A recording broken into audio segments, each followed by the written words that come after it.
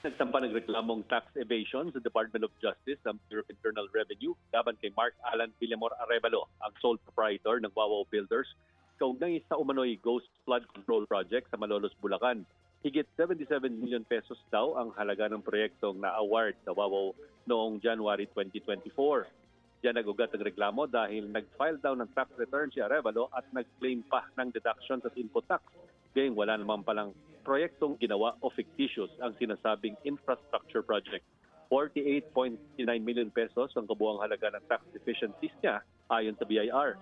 Bagamat si Arevalo lang ang nasampahan ngayon, common daw sa mga ghost projects ang ganitong fictitious filing ng tax returns kahit doon sa ibang infrastructure projects.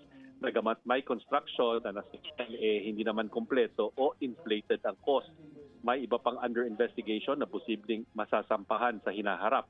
Under investigation pa rin ng BIR ang mga politiko na iniuugnay sa ghost project ng Wawaw Builders.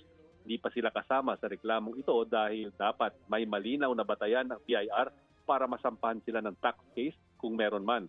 Ang mga naunang reklamong sinampa ng BIR laban sa mga diskaya at iba pang kontraktor under evaluation pa rin ng DOJ.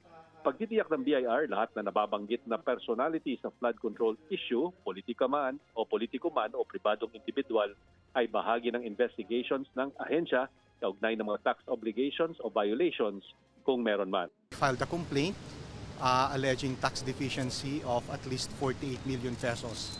Basically, the basis of the complaint is that he was given a contract to do a flood control project. He received the money, but no flood control project was actually made. So it's a ghost project